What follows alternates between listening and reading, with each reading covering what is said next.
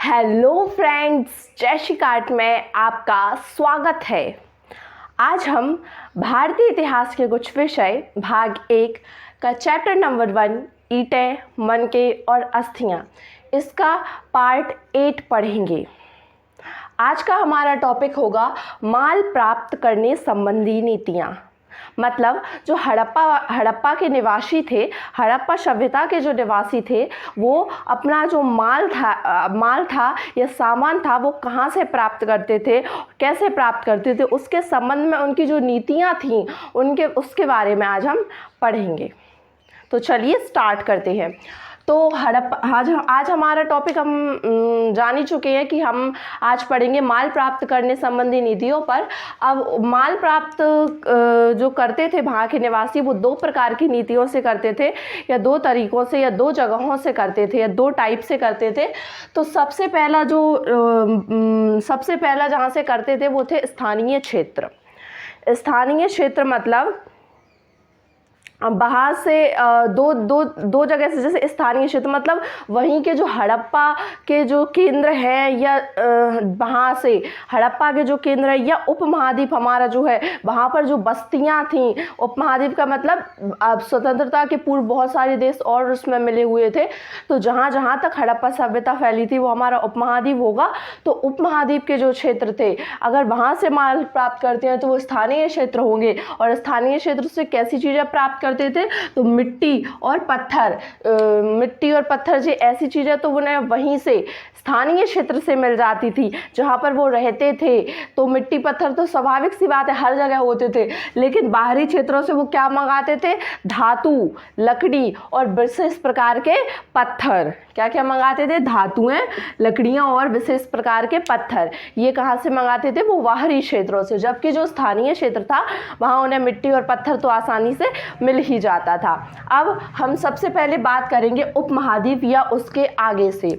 उपमहाद्वीप का मतलब अभी मैंने बता ही दिया है कि जो भारत पहले विभाजित नहीं हुआ था, तो जो और भी क्षेत्र थे जहाँ पर भारत आज जो पाकिस्तान में पहुँच चुके हैं या अफगानिस्तान में पहुँच चुके हैं, वहाँ पर जो हड़प्पा सभ्यता के केंद्र थे, मतलब जहाँ जहाँ तक हड़प्पा सभ्यता फैली थी वहाँ को हम क्या कहेंगे, उपमहाद्वीप कहेंगे। तो उपमहाद्वीप या उसके थोड़े से आगे तक के जो क्षेत्र थे वहाँ से क्या माल प्राप्त करते हैं, आइए देखते हैं। तो सबसे पहले उनकी जो नीति थी वो जो मैं पिछली वीडियो में बता चुकी हूँ कि कच्चा माल जहाँ होता था वे वहीं अपनी बस्तियाँ बसा लेते थे। मैं बता चुकी हूँ कि उनके मतलब उन्हें लगा कि यहाँ हमें, जैसे कि हम देखते हैं पुरानी सभ्यताओं में कि ज़्यादातर सभ्यता उन स्थानों पर बसी, उन स्थानों पर विकसित हुई जहाँ पर नदियाँ थीं। मतलब उनने पहले देखा कि यहाँ हमें पानी जैसी मूलभूत सुविधा बहुत ही आसानी से मिल रही है, तो उनने सोचा कि चलो यहीं जाकर हम बस जाते हैं। ऐसे ही इन्हें कच्चा माल जहाँ मिला, इन्होंने वहीं पर बस्तियाँ बना ली अपनी। अब जैसे हम देखते हैं कि जो हमारा हड़प्पा सभ्यता का एक शोतुरगई केंद्र है जो अफगानिस्तान में स्थित है, वहाँ पर क्या पाए जाते थे, नीले रंग के लाजवर्ण मणि। ये शिल्पकारिता के लिए बहुत उपयोगी वस्तु थी, मणि थी, एक नीले रंग की लाजवर्ण मणि थी, बहुत ही सुंदर मणि। तो वो कहाँ पाई जाती थी, हमारे शोतुरगई में। अब शोतुरगई में पाई गई तो उन्होंने वहीं पर अपनी बस्तियाँ बसा ली। और हमारे जो नागेश्वर बालाकोट है, जो समुद्र तट पर है, हम देख चुके हैं पिछली वीडियोज़ में, तो वहाँ पर हमें क्या मिले, शंख। अब समुद्र था तो सोचा उन्होंने कि यहाँ पर शंख मिलेंगे, यहाँ पर शिल्प कार्य और शंख की जो वस्तुएं हैं वो बहुत ही आसानी से बनाई जा सकती हैं। तो उन्होंने क्या किया, नागेश्वर और बालाकोट में अपनी क्या बसा ली, बस्तियाँ बसा ली। तो यहाँ पर नागेश्वर और बालाकोट जो हड़प्पा सभ्यता का हमारा केंद्र है, वहाँ से क्या मिलते हैं, शंख मिलते हैं वहाँ से। अब जो हमारा नेक्स्ट है वो है क्या है, लोथल। अब हमारा जो नेक्स्ट है वो है लोथल। लोथल से हमें कार्निलियन के जो पत्थर मिलते हैं, जो कार्निलियन है उसके क्या मिलते हैं, हमें पत्थर मिलते हैं, सेल खड़ी के पत्थर मिलते हैं और धातुएं मिलती हैं। हमारा जो लोथल है वहाँ से हमें कार्निलियन, अब सोचो कार्निलियन के पत्थर का प्रयोग हम मनके बनाने में करते हैं, सेल खड़ी के पत्थर का प्रयोग हम मनके बनाने में करते हैं, धातुओं का प्रयोग करते हैं। तो सोचो ये लोथल से मिले, उन्होंने वहीं पर अपनी बस्तियाँ बसा ली और कितना अच्छा कार्य वहाँ पर हुआ। तो क्या हुआ, तो हमारे क्या हुआ, उन्होंने वहाँ बस्तियाँ बसाई जहाँ पर चीज़ें उन्हें पहले से मिली। तो हमारे लोथल से उन्हें क्या मिल जाता था, कार्लियन के पत्थर मिल जाते थे मन के बनाने के लिए, सेलखड़ी मिल जाती थी, सेलखड़ी का पत्थर, और विभिन्न प्रकार की धातुएं मिल जाती थी। अब जो हमारा नेक्स्ट आता है वो है इसके अतिरिक्त एक उन्होंने अभियान योजना चलाई। अब ये अभियान योजना क्या थी, तो जो अभियान योजना थी इसके तहत उन्होंने जो हमारे देश के विभिन्न उपमहाद्वीप के विभिन्न अन्य सभ्यताओं से संपर्क किया।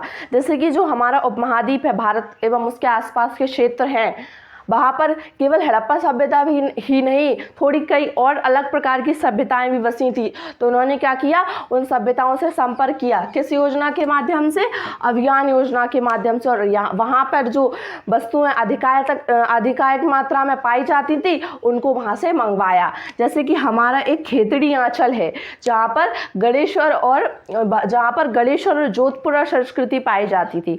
जैसे हमारी ये हड़प्पा या हड़प्पा संस्कृति है, ऐसे ही जो खेतड़ी आंचल है जो राजस्थान में है, वहाँ पर गणेश्वर जोधपुरा संस्कृति पाई जाती थी। तो वहाँ पर क्या होता था, वहाँ पर तांबा बहुत अधिकाधिक मात्रा में था। जब उस संस्कृति का पता लगाया गया तो वहाँ पर तांबा बहुत ही अधिकाधिक मात्रा में मिला। तो अनुमान लगाया जाता है कि जो तांबा है तो वो कहाँ से मंगवाया जाता था, तो वहाँ से हम लोग कुछ तांबा मंगवाते थे और हमारे वहाँ से क्या थे, संपर्क थे। और जो दक्षिण भारत से क्या मंगवाया जाता था, सोना मंगवाया जाता था। कृषि योजना के माध्यम से, अभियान योजना के माध्यम से।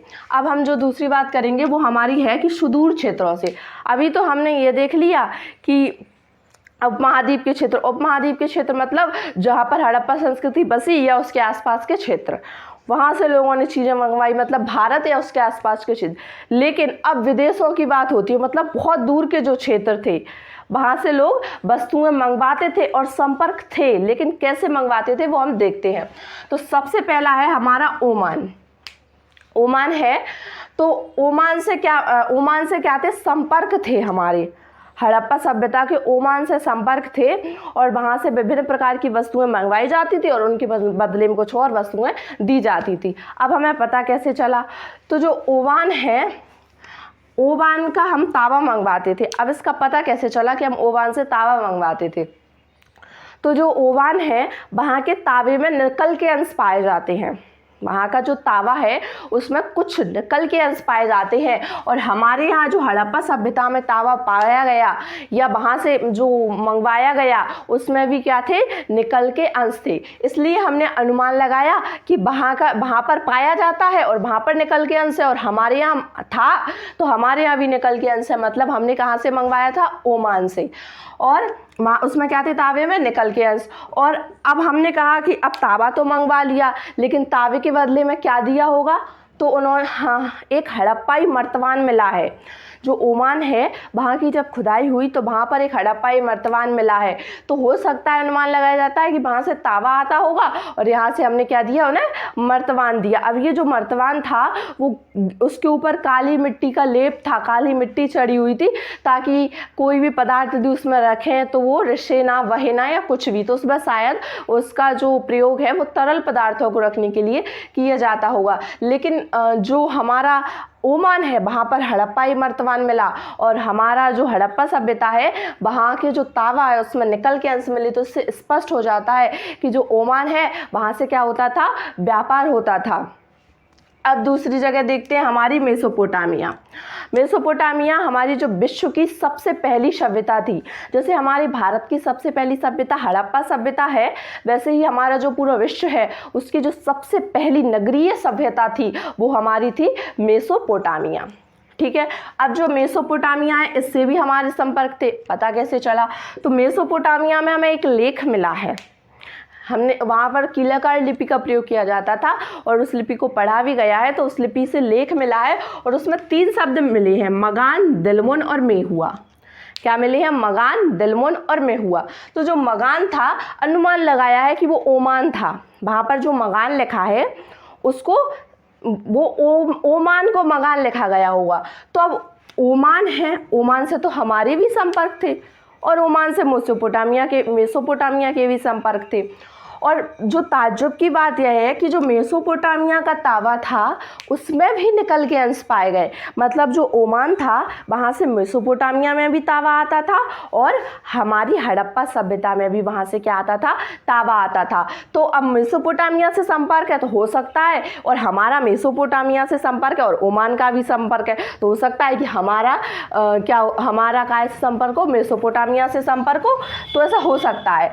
और अब जो एक फैक्ट हो गया, इससे थोड़ा थोड़ा हमें स्पष्ट हो गया कि हाँ हो सकता है कि हमारी मेसोपोटामिया से संपर्क हो। लेकिन अब जो दूसरी बात है, दूसरा जो उसमें मिला है हमारा मेहुआ दिलमुन। अब जो दिलमुन है, दिलमुन कहा जाता है बहरीन द्वीप को। क्या कहा जाता है? बहरीन द्वीप को। मतलब मेसोपोटामिया का जो बहरीन द्वीप था उससे संपर्क थे।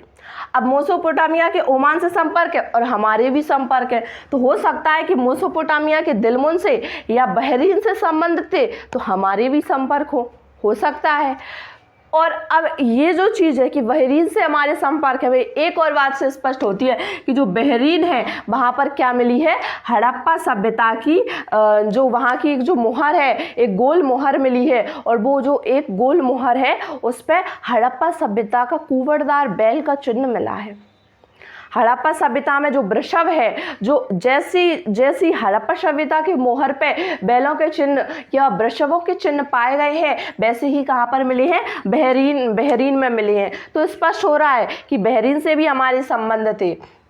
और जो मेहुआ, अब जो लेख में तीसरा जो शब्द मिला है वो है मेहुआ, और वहाँ पर साफ साफ लिखा है कि मेहुआ से क्या होता था, कार्लिनियन, लाजवर्ण, मली, तावा, सोना और लकड़ियाँ, इन चीज़ों का क्या होता था, आयात होता था, या ये चीज़ें मंगाई जाती थी मेहुआ से। तो अब ये चीज़ें तो हमने देखा कि ये चीज़ें तो हमारी हड़प्पा सभ्यता में पाई जाती हैं, कालियन, लाजवर्ण, मणि, तावा, सोना और लकड़ियाँ, ये सब चीज़ें हमारी हड़प्पा सभ्यता में पाई जाती हैं। तो ये जो मेहुआ वर्ड है, हम अनुमान लगाते हैं कि इसका प्रयोग शायद हमारी हड़प्पा सभ्यता से होता होगा, हड़प्पा सभ्यता के लिए किया जाता होगा। तो जो मेसोपोटामिया है, और इसके अतिरिक्त मेसोपोटामिया में कई मुहर मिली हैं जिस पर हड़प्पा सभ्यता जैसे क्या मिले हैं, चिन्ह मिले हैं, जैसे बैल के चिन्ह, वृषभ के चिन्ह, कुंवरदार, तो हमें अनुमान लगाते हैं। तो मतलब जो मेसोपोटामिया था उसमें 3 शब्द मिले, एक तो मगान जिसका नाम था ओमान, ओमान से उनके भी संबंध थे तो हमारे भी संबंध थे, तो दोनों। एक था दिलमुन, अब दिलमुन से उनके संबंध थे तो हो सकता है हमारे भी हों, क्योंकि ये दोनों से हमारे हैं। और इससे और स्पष्ट हो गया कि जो दिलमुन या बहरीन था वहाँ पर जो मोहर मिली उसमें क्या मिले, हड़प्पा सभ्यता जैसे वृषभ मिले, तो उनके भी संबंध थे और हमारे भी संबंध थे। और उसमें तीसरा क्या मिला, मेहुआ। मेहुआ का प्रयोग किसके लिए किया, हड़प्पा के लिए, क्योंकि इसमें जो वस्तुओं का वहाँ से आयात होता था वो सारी वस्तुएं कहाँ पाई जाती हैं, हमारी हड़प्पा सभ्यता में वो वस्तुएं पाई जाती हैं। तो जो मेसोपोटामिया का था, जो 3 जगह से वो होता था व्यापार, और तो हमारा भी 2 जगह से होता था और तीसरी जगह तो हमारी खुद की ही है। तो इस प्रकार वहाँ का जो आयात वगैरह है वो होता था। अब क्या है, अब जो तीनों जगह हैं हमारी, जो हम हड़प्पा सभ्यता के जो जिनसे व्यापार होता था, जिनमें है मेसोपोटामिया है, ओमान है, और तीसरा क्या है, बहरीन द्वीप। अब इन तीनों से आयात कैसे होता था, तो अनुमान लगाया जाता है कि समुद्री मार्गों से आयात किया जाता था। कैसे किया जाता था, समुद्री मार्गों से किया जाता था। और पता कैसे चला कि समुद्री मार्गों से आयात किया जाता था, तो जो मोहर मिली है हमारी, कुछ मोहर, उस पर काय के चिन्ह मिले हैं, जहाज़ों के और नावों के चित्र बने मिले हैं। एक इतनी बड़ी मोहर मिली है और उसका चित्र हमारी बुक में भी है, तो उस पर क्या है, नाव के चिन्ह मिले हैं। और इससे हम अनुमान लगाते हैं कि उस टाइम नाव वगैरह थी या जहाज़ वगैरह थे, और उनका प्रयोग काय में किया जाता था, व्यापार में। जो समुद्र पार के देश थे या जिन देशों में समुद्र आदि के माध्यम से जाया जाता था, तो उनमें जहाज़ों एवं नावों का प्रयोग किया जाता होगा। आशा है आपको आज का ये टॉपिक बहुत अच्छे से इजी वे में समझ में आ गया होगा।